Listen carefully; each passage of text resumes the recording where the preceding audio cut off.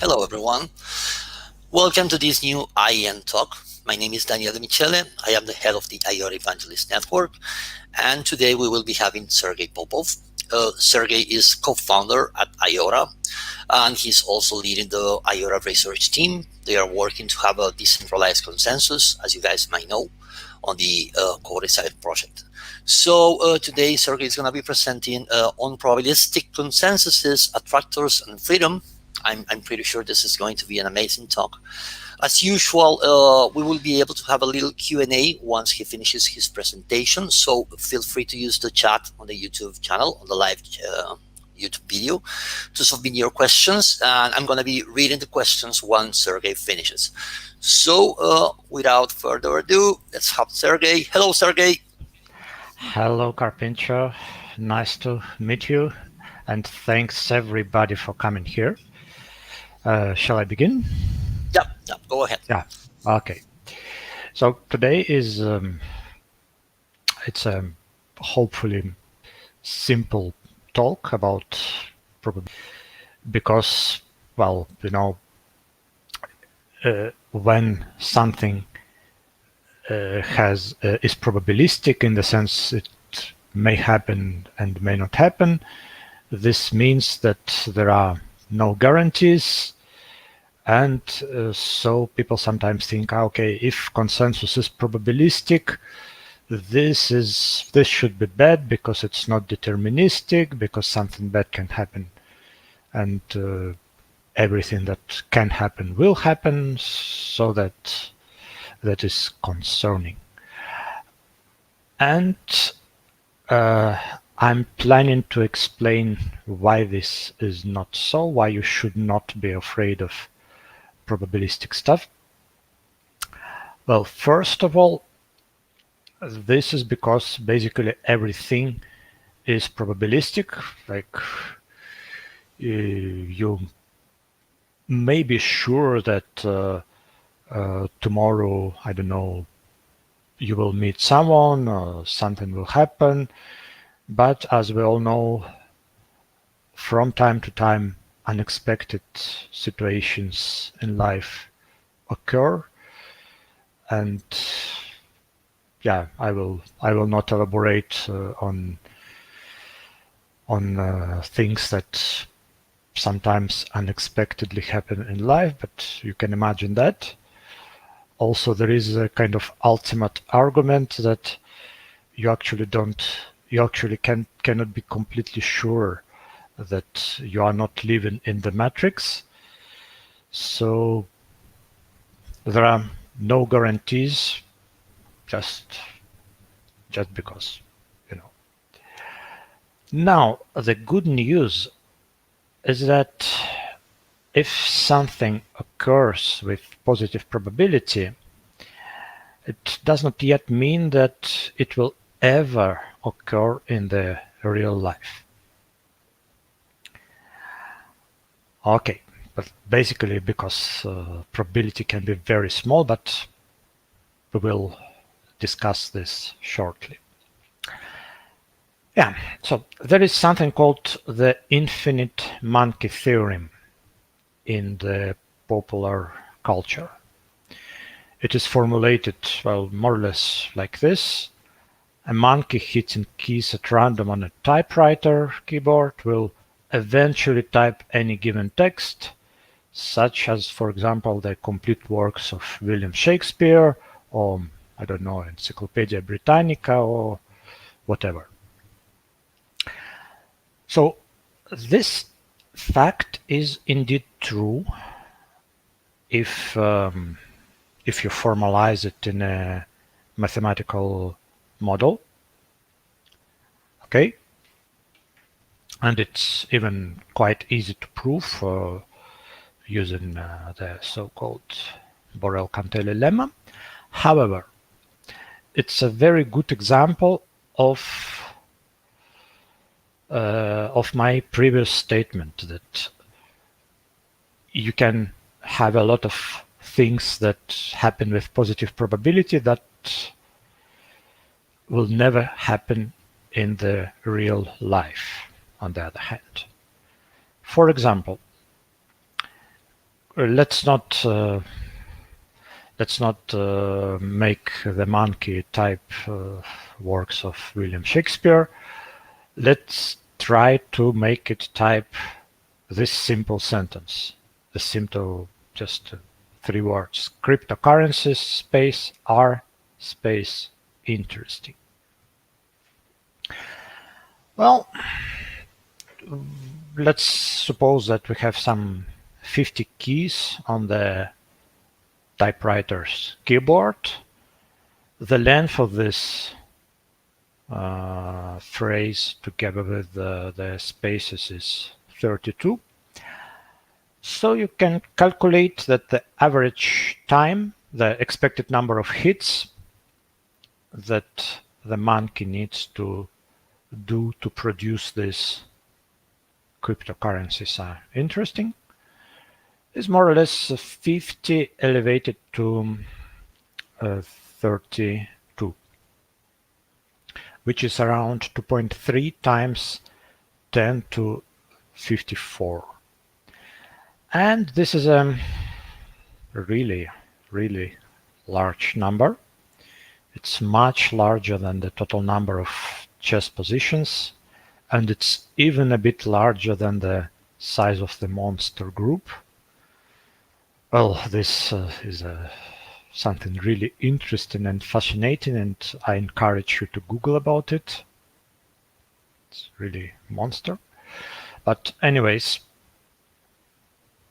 if you place 1 monkey per square meter of land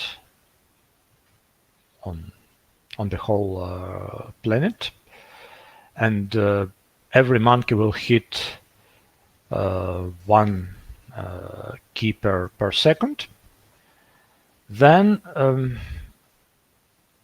they will need around this 5 times 10 to 32 years to produce this simple text. This is much, much larger than the age of the universe, which is around that. So even if you consider, let's say, super monkeys, which instead of 1 hit per second produce 1 billion of hits per second, they will not do it. In practice, they will never do it, right? So yeah, this is a really a basic calculation. It's, by the way, the same sort of calculation that you are doing while accessing the security of encryption schemes, like what's the probability that a randomly chosen private key will open a Bitcoin wallet of Satoshi. Yeah. But from time to time, it's good to look at this type of computation and see how small probabilities can actually be. Now, let's elaborate just a little bit. This type of calculation here is really simple, but we are aiming at something much more involved, much more complicated, as the probabilistic consensus with FPC and such for the Tangle, right? So it's of course not so much simple, yet we have good reasons to believe that we can also make it work with very, very high probability. And a very, very high probability means that in the real life it will never fail. Okay, so why there are events of positive probability that nevertheless really do not occur in the real life. Well, the explanation for this is something that I call exponential versus polynomial magic. Or from time to time, I would say exponential beats polynomial. Exponential is stronger than polynomial, which means basically this. As a mathematical fact, you have that if m and alpha are positive constants and n is a parameter thought of as the size of the system in any reasonable sense, then there is a mathematical fact that this term times this term converge to zero as n goes to infinity, as n grows. So this first factor is polynomial, and this second factor is exponentially small, and this says basically that exponential will beat polynomial. Exponential will win.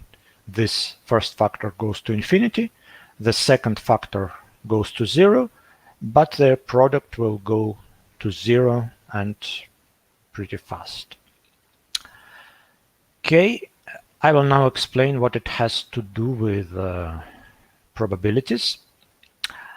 So in the above, in this formula, the first factor is kind of the number of trials, and the second factor is a probability of single event. If you think about this monkey example,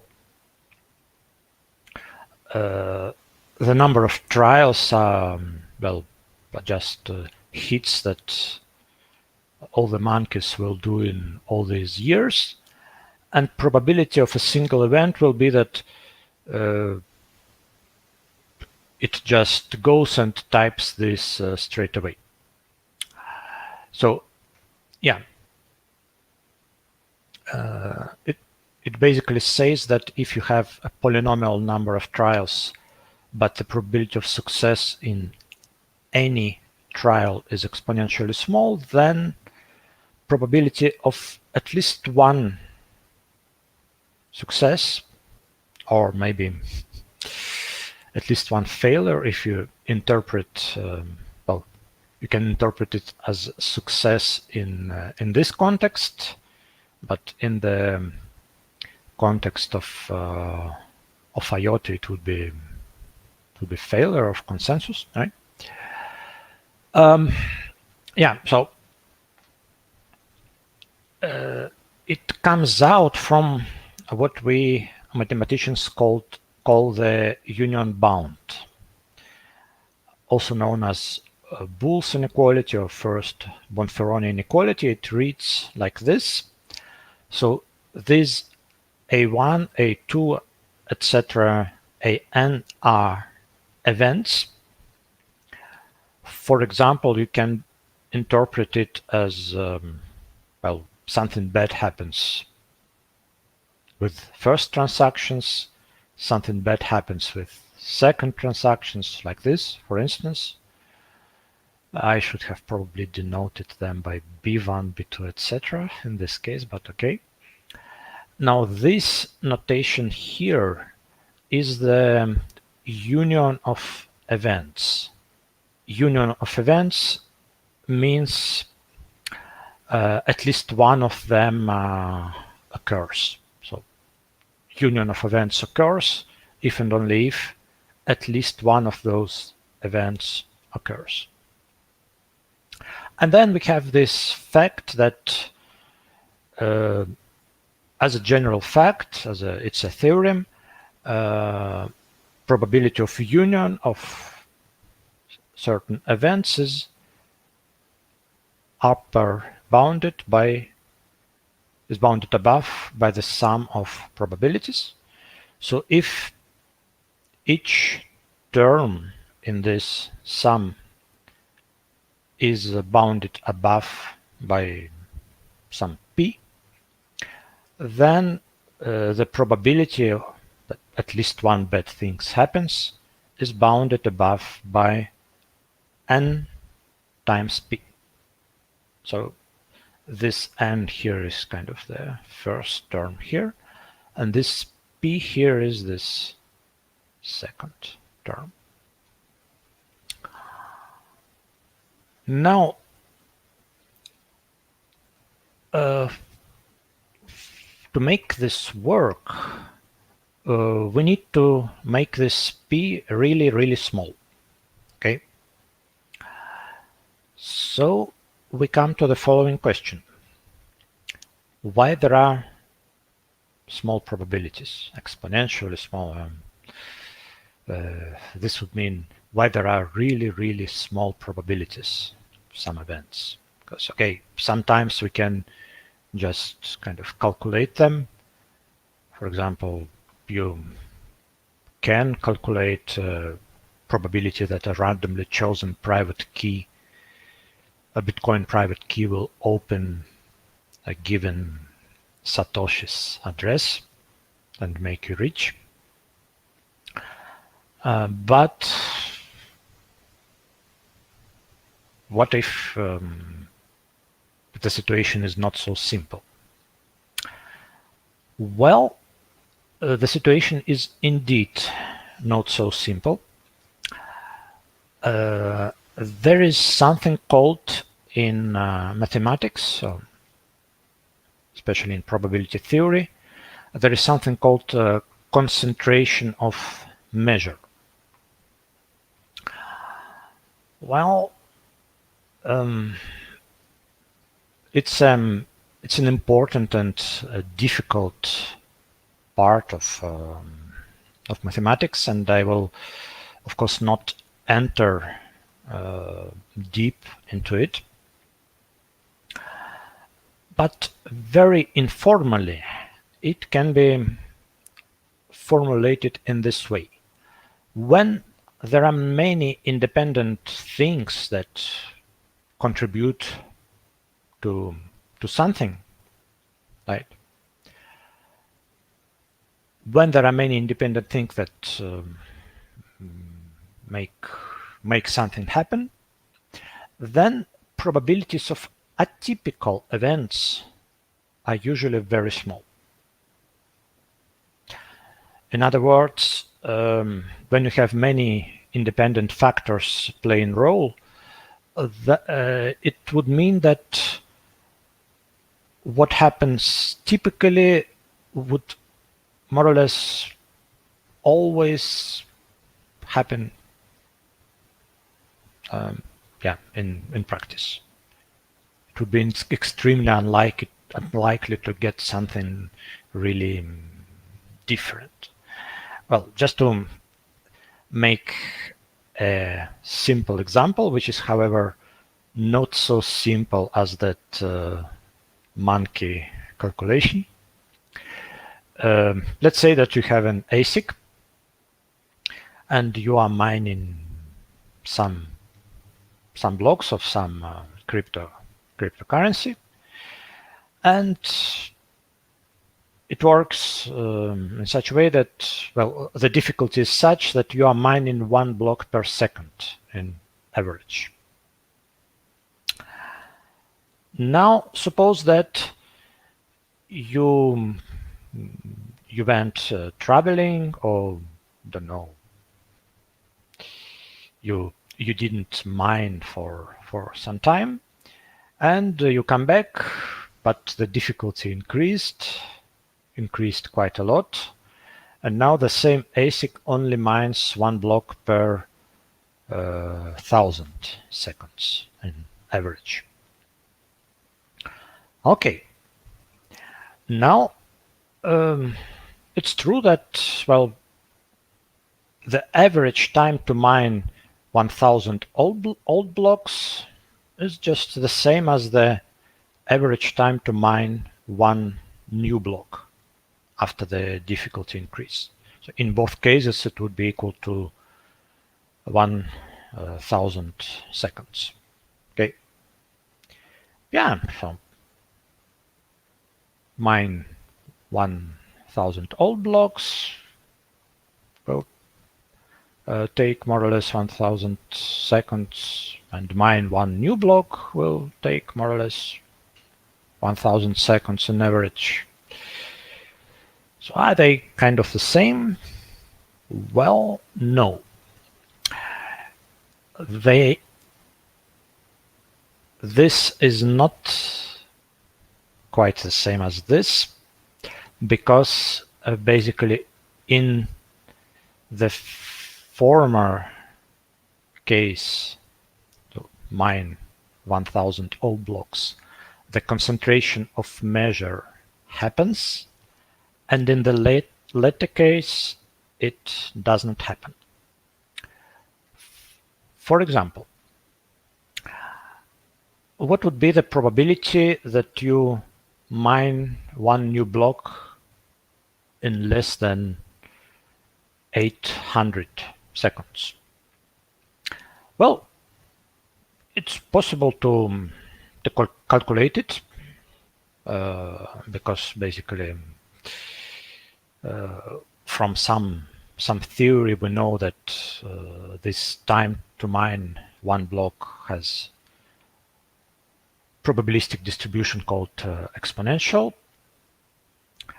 and we know how to calculate probabilities with this distribution, and the answer is 0.55, which is a little bit surprising, by the way, because 800 is less than 1,000, which is the average value of this, and you would, of course, well, not of course, but in principle, you would expect that if you want to be less than average value, that this should happen with probability less than one half.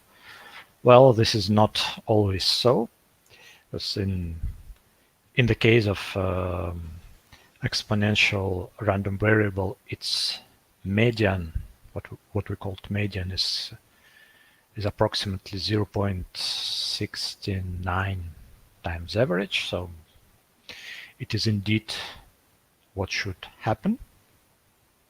But anyways, you see that this is something that happens with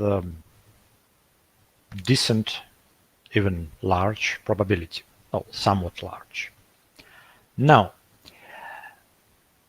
try to guess more or less with how likely is it to happen that you will mine 1,000 old blocks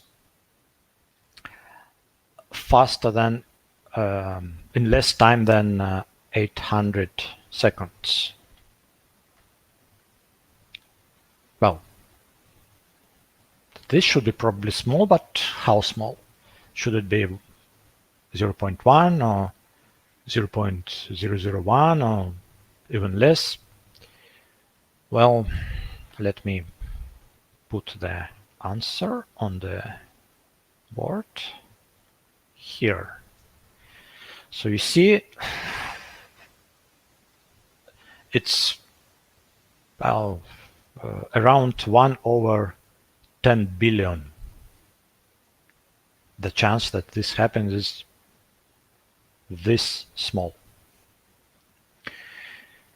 It might be difficult to believe, but it's a fact. So I unfortunately cannot really explain well, I mean, I can explain why it happens, but it would not be suitable for this talk because it involves quite some mathematics. But yeah, it's a perhaps surprising facts, which is due to this concentration of measure phenomenon.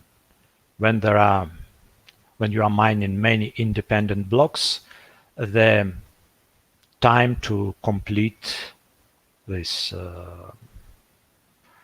this mining of 1,000 blocks should be really concentrated around its average value. Well, now again, it's not easy to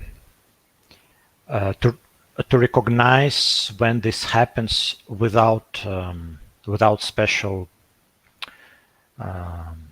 preparation in probability theory. But fortunately enough, in IOTA Foundation we have at least 3 researchers who are specializing in probability theory, have a PhD in that area, have many papers, publications. So you can trust that in IOTA Foundation we have good probabilists. Okay. Okay. Now let me go back a little bit to consensus, which is what is interesting for us. So yeah, the previous part of this talk was supposed to convince you that probabilistic consensus is not a bad consensus. It can be as good as the best consensus that you can imagine. The fact that it is probabilistic does not make it bad. Okay, so we need a complete agreement with high probability. This thing here means with high probability, on what is really important for us, which is the validity of transactions. Basically, we need to agree on what is valid and what is not valid.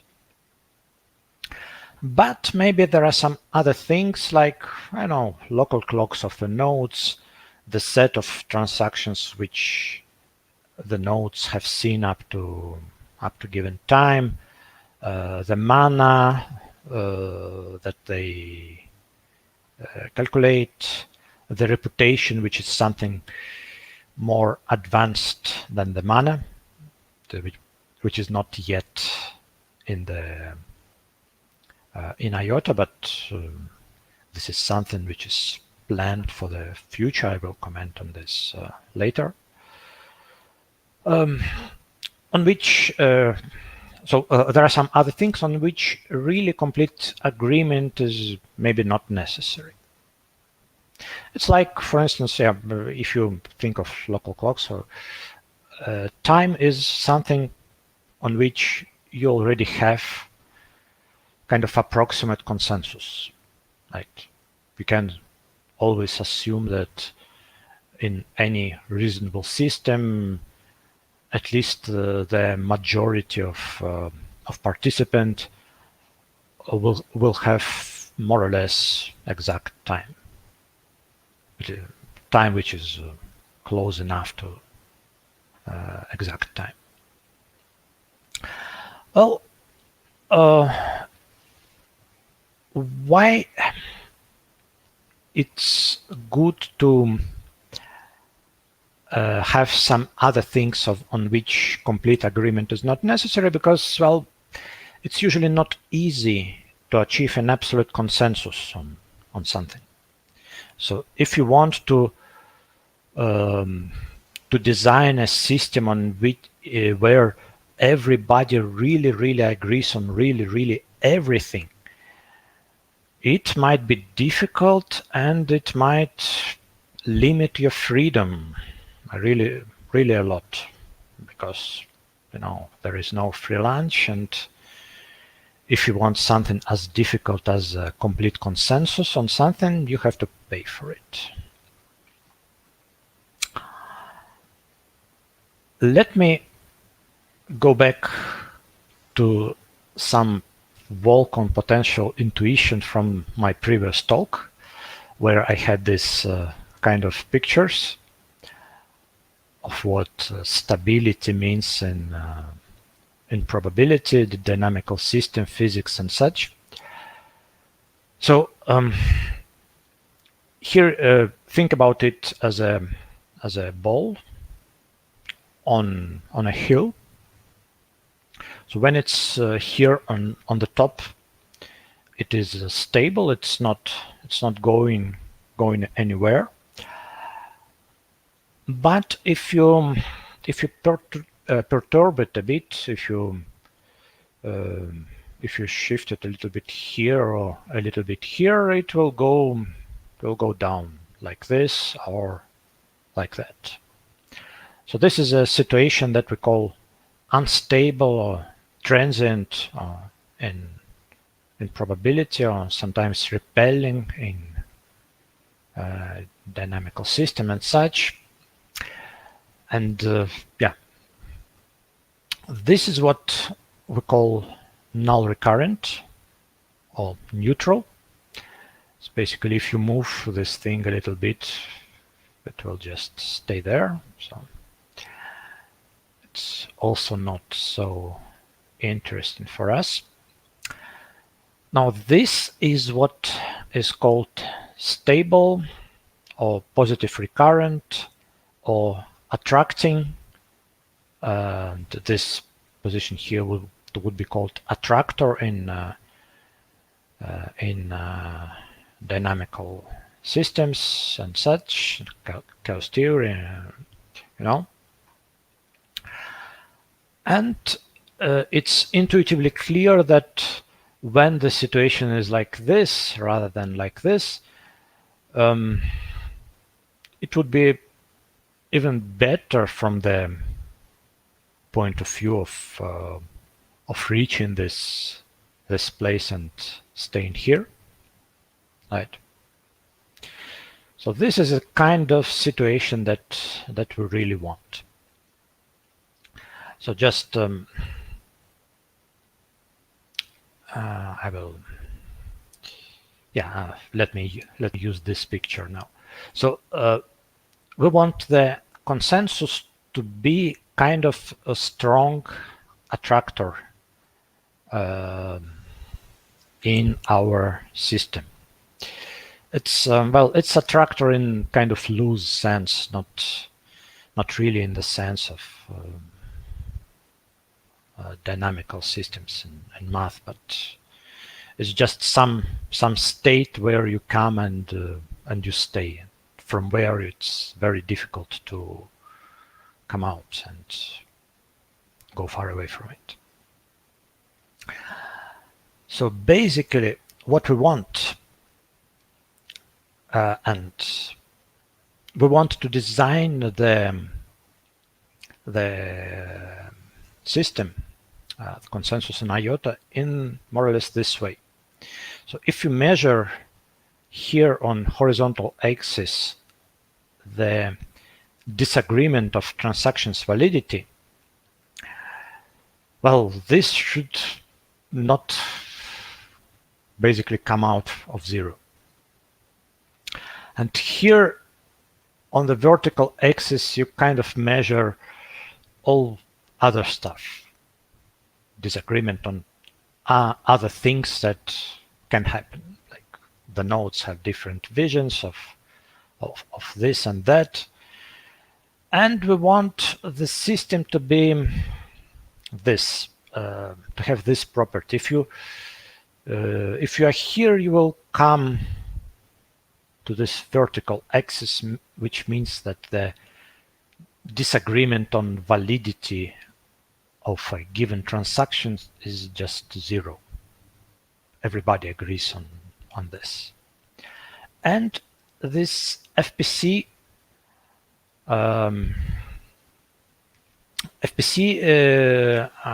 algorithm is a device, is a probabilistic device that was designed to make this happen. So yeah, FPC enables this sort of consensus as a strong attractor. even if you disagree a little bit on secondary stuff, still you will come quickly to consensus on validity of a transaction, and you will not come out of it, so that everybody would keep agreeing on this important thing. Well, this is technically because of the tail estimate on some random variable which I call psi, capital psi in section 5 of the FPC paper, and it's also confirmed by simulations that we did in IOTA Foundation in the research department. There are papers about that, but that's also kind of intuitively clear if you got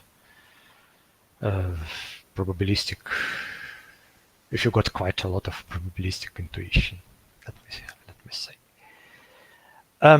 Also, this resolves kind of circular dependencies. It's not that we need to have consensus to have consensus to have consensus.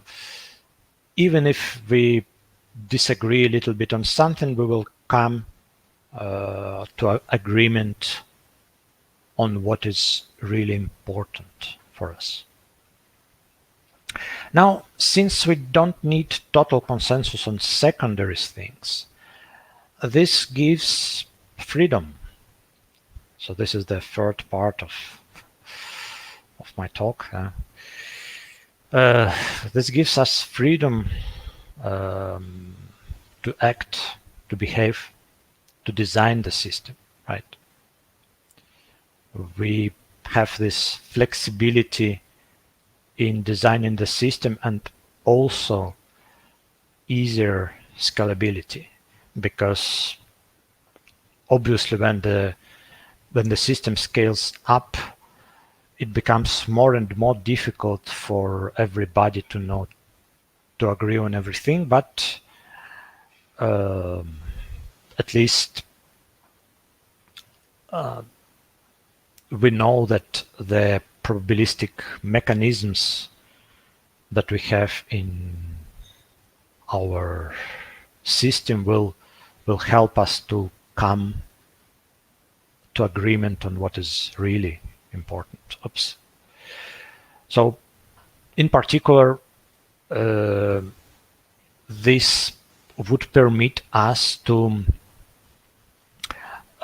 enhance the mana-based reputation systems using maybe other sources of trust or other like considerations. You want to trust nodes who behave good, or about whom you have maybe different reasons to trust them apart from just mana. It would be natural to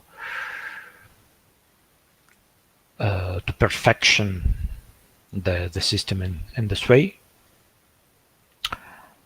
You can think of mana as a kind of proto-reputation system, which is good enough for now. It is probably good enough to do the core decide, but to further perfection the system and make it more scalable, we might be interested to improve it further. And consensus as a strong attractor makes it possible. Questions? Okay. Thanks a lot, Sergey. That was a very interesting talk. We do have some questions. I would like to say first that we hear a lot about this probabilistic consensus, and sometimes people tend to think that, okay, so it's probable that you guys will arrive at a good consensus, and yeah, it is. But the thing is that the probability is so high that I think that it's more than enough. So it's good to know. Some of the questions were pointing to, okay, so there is some low probability of having not arriving to a good consensus, basically Yeah. voting on the wrong transaction, on the conflicting transaction set. But I think that from your talk, it's clear that that probability is so low, so small, that we could say that this is fine, as you said. I mean, this is a good model. Yeah, my message was that sometimes probabilities are so small that they are practically zero. Yeah. So they are zero for all practical purposes. So in practice, that won't happen, basically, Yeah. or it shouldn't happen. Okay, so before we go to the questions that we got on the chat, I want to do a question, and this is about the need of decentralized random number to have this probabilistic consensus working. I know that this is related to attacks. I mean, this is just to be sure that no one knows exactly what is the threshold when you arrive to consensus. But if you could explain quickly why do we need these random numbers, it would be nice. Well, okay.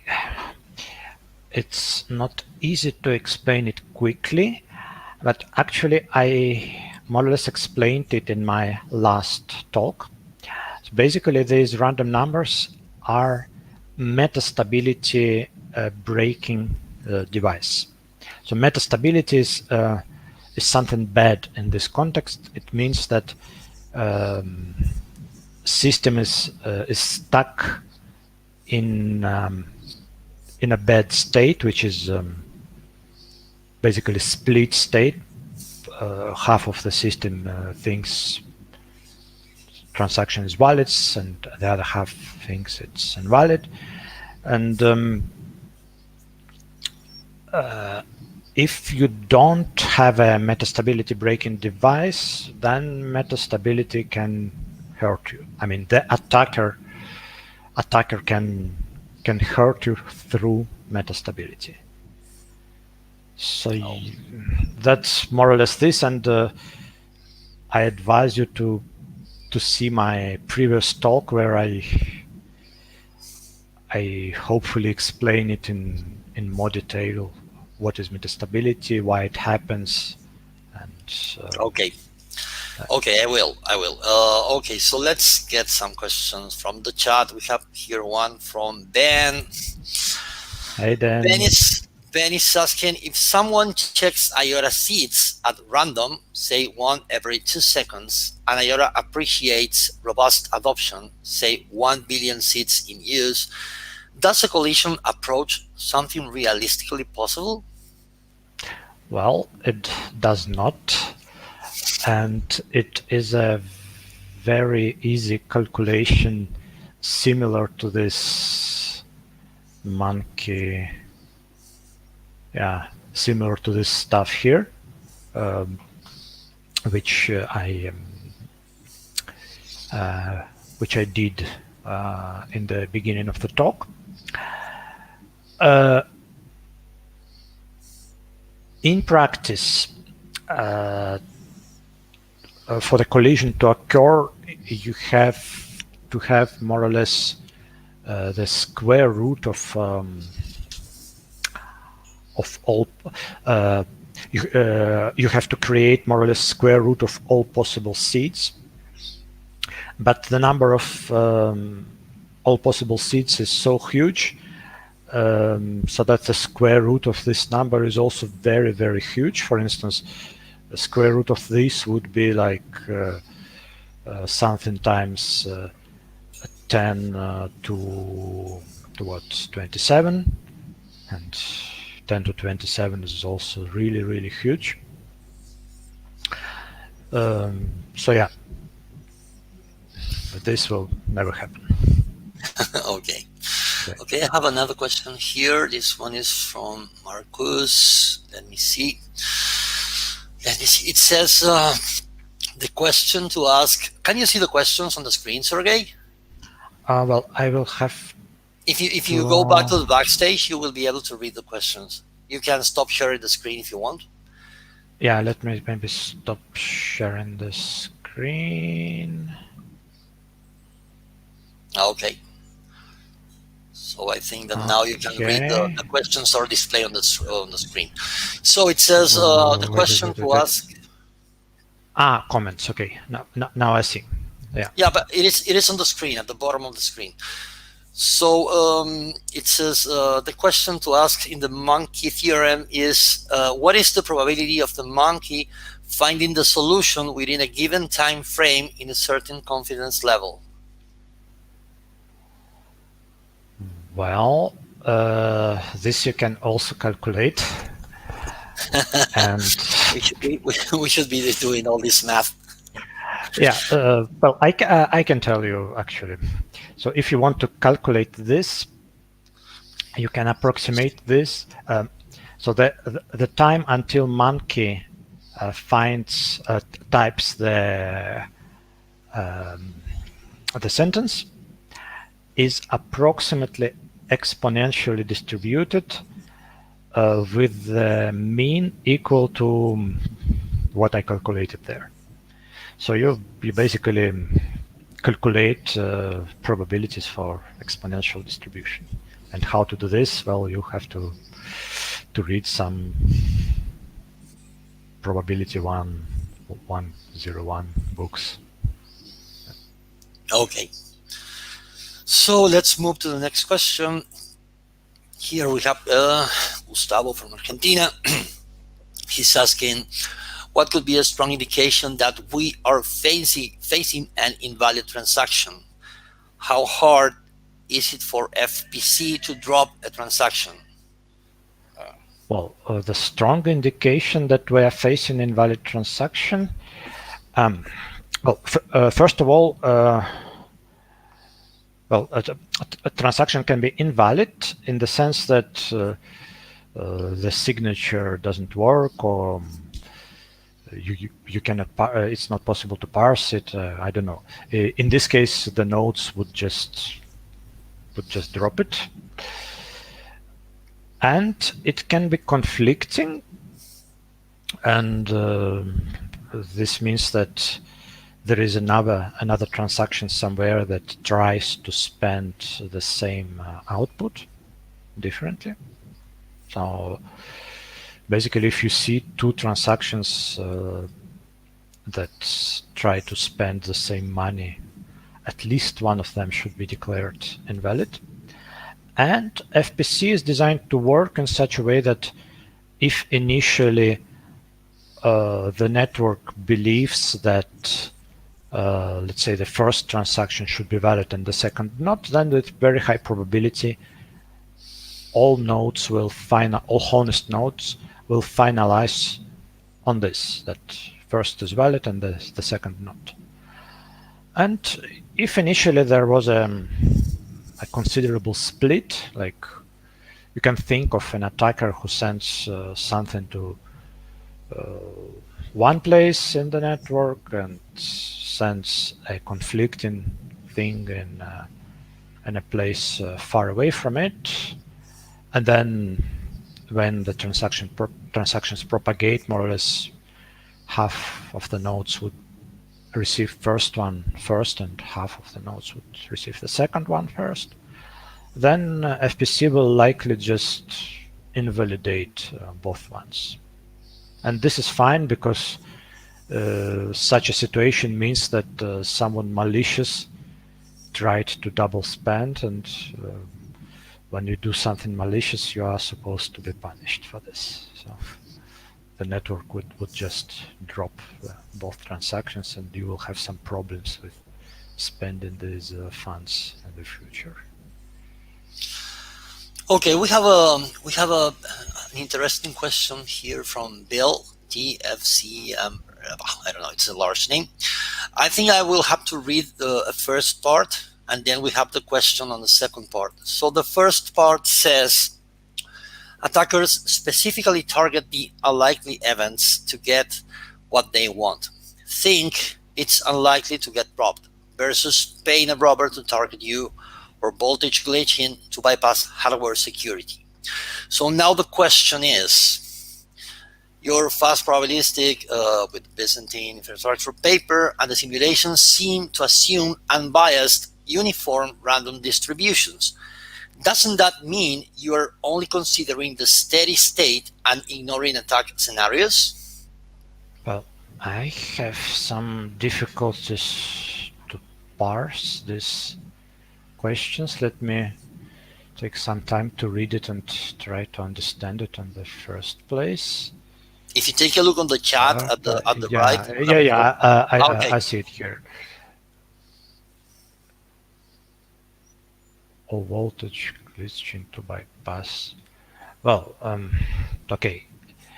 If if a robber is so smart that he or she can discover your private key, then yes, then you will lose your money. But that's the situation with any crypto. So please take good care of your private keys.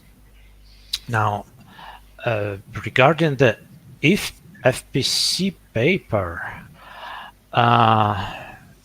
simulations seem to assume unbiased info. Well, does it mean that you are only considering the steady state? I have to admit that I don't really understand what a steady state is supposed to mean in this context, but let me try to respond anyways. Well, indeed, the FPC paper, the first FPC paper, which by the way got accepted recently for publication, is about the more or less simplest situation when every node in the network has the same weight. And of course, in practice, you would have to use some sort of Sybil protection, which we call consensus mana right now. So basically, some nodes will be important and other nodes would be more important. Some others will be less important. So you would, instead of choosing your peers or your other nodes that you query uniformly, you would choose them with some other distribution. Indeed, that would happen in practice, and this, of course, is the situation that we also considered. It's not easy to write. It's not easy to prove theorems about it because, well, first of all, it will make the notations of the paper a nightmare. You will need to introduce weights of everybody. You will have to carry it in the whole notational stuff there. But you still is able kind of to see intuitively that the results should be valid. And the reason for this is that as long as you can control the tail estimates for this capital Psi random variable in section 5 that I mentioned in my talk, you are in good shape. And if you read the paper past the introduction and really try to read the proofs, you will see that this is indeed the case.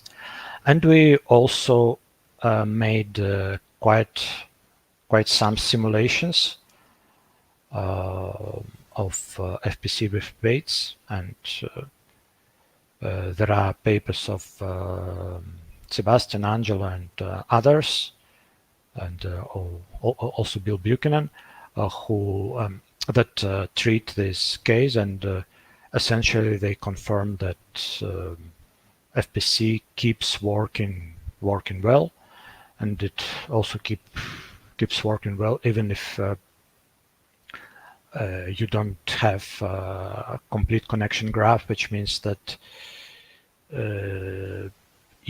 nodes' ideas about weights are pretty different. So we are pretty confident that FPC works fine in different scenarios. Okay, I hope that answers Bill questions and sorry doubts. if I didn't understand it correctly. I No, tried. I think he means that you guys are not considering scenarios in which there are attackers, and that is not correct because well, this is you even have a paper weighted votes for FPC. So I think that's well, the FPC that's paper considers that there is a proportion Q of adversary nodes that wants to prevent consensus from happening, and all the FPC simulations also assume this, and they work with different attackers' strategies. So. Okay, so let's do a when question.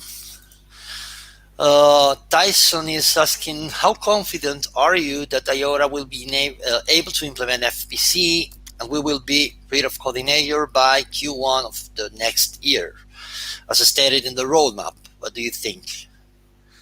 This is more on the more on the development side, but I mean, it's I'm a theory guy, likes to prove theorems, and this means that I don't always understand the difficulties that the software developers have with implementing our great theoretical stuff, right? But at least FPC is more or less implemented by now in Go Shimmer.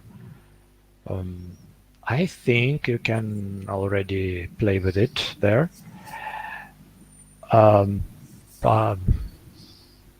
We will do our best as an organization to make it happen as soon as possible. Yeah, I think it's great that you guys have this research team working and on the specifications that will end up in the software. And to the guy asking this question, to Tyson, there is the testnet with the Poland testnet out there with Go Shimmer, and it is already solving conflicts using FPC. So you can take a look at the code on GitHub to have an idea about how evolved the whole concept is. So let's do one more, Sergey, because I like to keep these talks under 1 hour, and we are about to hit the hour. So let's do this one from Darnell that says, if nodes adopt different consensus mechanisms, FPC, CA, and also some use weight reputation scores heavily, other than not. Okay, I think I read this wrong.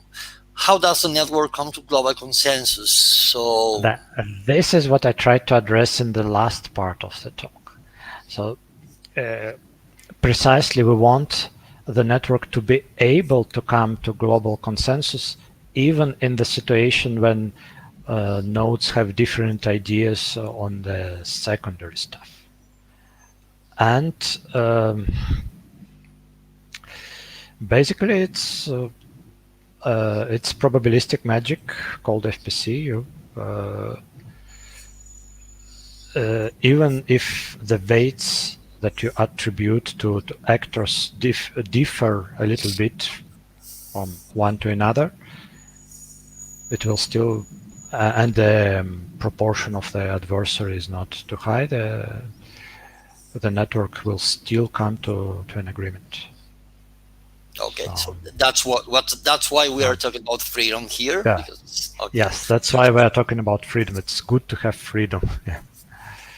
And freedom is possible because of that.